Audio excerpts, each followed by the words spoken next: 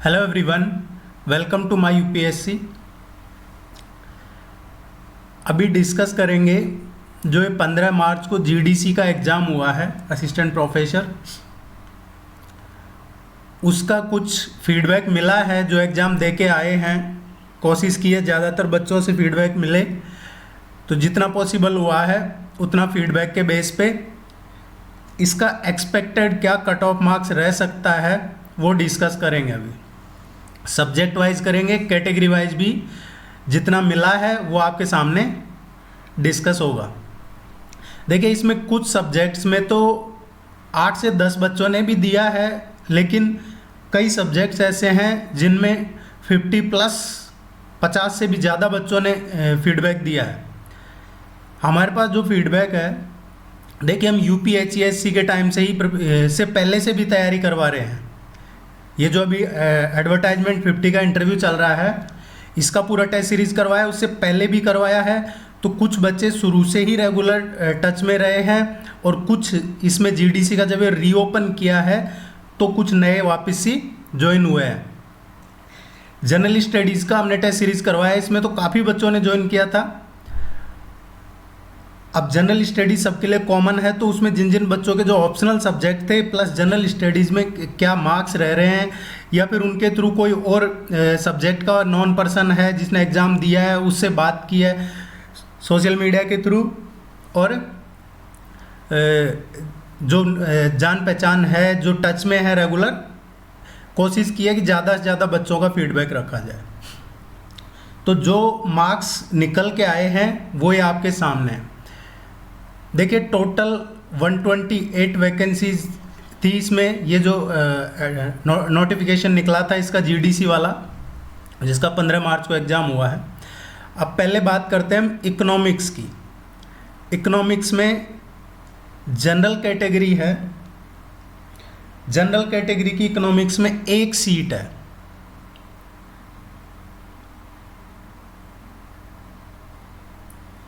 इसमें एक seat general की है और एक सीट इसमें ओबीसी कैटेगरी की है, और 3 सीटें इसमें एसटी कैटेगरी की है। टोटल इकोनॉमिक्स में 5 सीटें हैं। तो जो फीडबैक मिला है उसके अकॉर्डिंग जनरल की 110 से 15, ये 150 में से मार्क्स हैं। देखिए, इसके मार्क्स 1.25 का मान लीजिए आप, एक क्वेश्चन है जो उस बेस पे 150 बन रहे हैं टोटल। बाकी के जो सब्जेक्ट्स हैं मैथमेटिक्स के अलावा 90 + 30 का रहा है।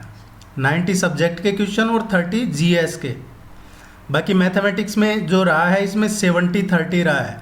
मैथमेटिक्स में 70 क्वेश्चन ही सब्जेक्ट के आए हैं। ये इकोनॉमिक्स की एक्सपेक्टेड कट ऑफ है। जो डैश है इसका मतलब है कि इस कैटेगरी की इसमें सीटें नहीं हैं। नेक्स्ट जो सब्जेक्ट है हिस्ट्री है। हिस्ट्री में 115 से 120 के बीच में कहीं जनरल कैटेगरी का इंटरव्यू कॉल हो सकता है। इसमें जनरल की 3 सीटें थी, और इसमें जनरल के अलावा फिर एससी कैटेगरी की 2 सीटें हैं, और एसटी कैटेगरी की 1 सीट है। आप जितनी सीटें हैं आप अपने हिसाब से ज़रूर देखिएगा आपकी कैटेगरी में कितनी सीटें हैं। ये थोड़ा ओवरव्यू बताया कि किसकी कितनी सीटें हैं। जहाँ डैश है वो सीटें नहीं है। हिस्ट्री में एससी एसटी का 110 से 115 के बीच में जा सकता है। इसकी वजह ये भी है, हिस्ट्री में जो ह्यूमैनिटी के सब्जेक्ट्स हैं, हिस्ट्री, पॉलिटी, जियोग्राफी, इनमें कट ऑफ थोड़ा ज़्यादा ही रहा है, चाहे कोई सा भी एग्ज़ाम हो असिस्टेंट प्रोफेसर का। उसकी वजह है कि जनरल स्टडीज़ के पेपर में इन लोगों को एडवांटेज रहता है। उर्दू में है 100 to 105 के बीच में कहीं इंटरव्यू कॉल के आपके एक्सपेक्ट कर सकते हो। देखिए, इंग्लिश का है 105 से 110 के बीच में, और जो एसटी है 100 to 105 के बीच में जा सकता है इसका कट ऑफ इंग्लिश सब्जेक्ट का। होम साइंस है। होम साइंस में एक ही सीट है। इस पे 110 से 115 के बीच में एक्सपेक्ट है कि इस पे इंटरव्यू कॉल हो सकता है। जियोलॉजी है, ये साइंस के सब्जेक्ट है, इनमें 100 के अराउंड ही कट ऑफ रहेगा, चाहे फिजिक्स हो जियोलॉजी हो, इनमें 100 to 105 के बीच में ही ज़्यादातर बच्चों के मार्क्स बन रहे हैं। और यही फीडबैक मिला है कि इसके आसपास ही कहीं रह रहे हैं। फिलोसफी में जनरल की सीटें नहीं है, SC ST की भी सीटें नहीं है, ये OBC की सीट है जहां 105 से 110 के बीच में कट ऑफ मार्क्स रह सकते हैं।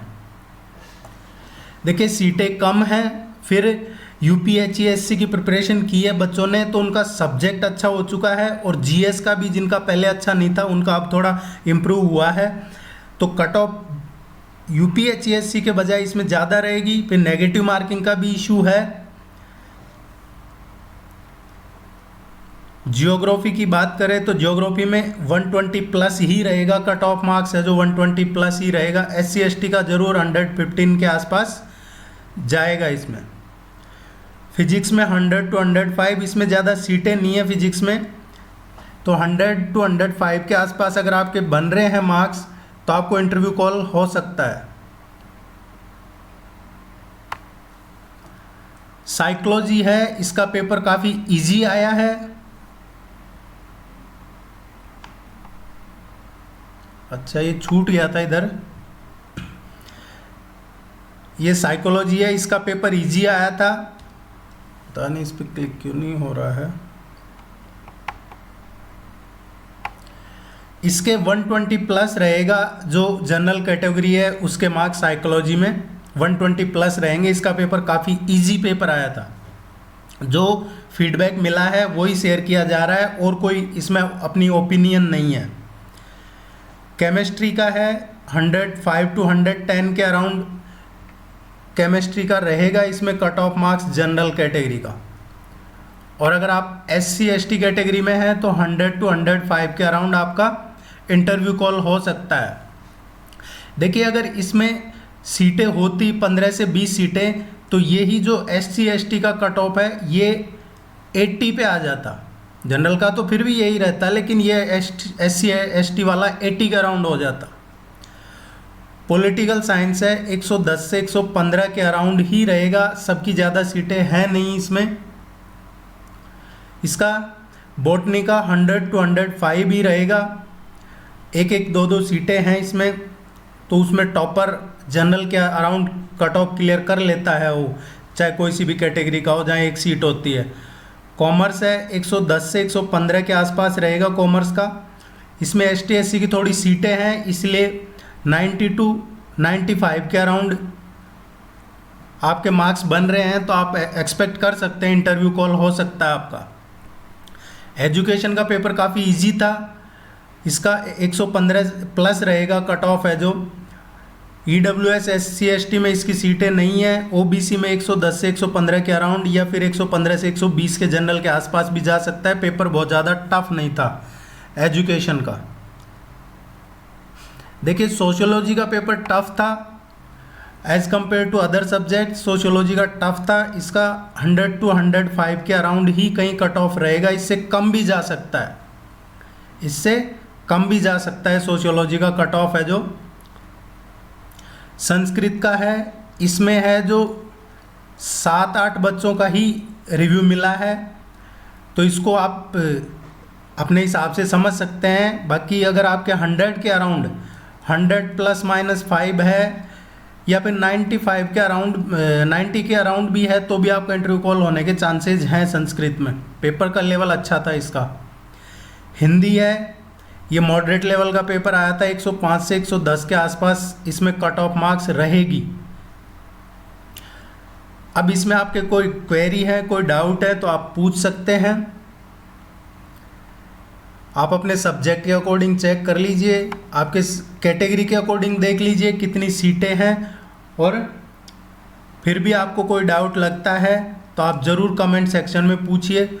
All the very best, good luck, thank you very much.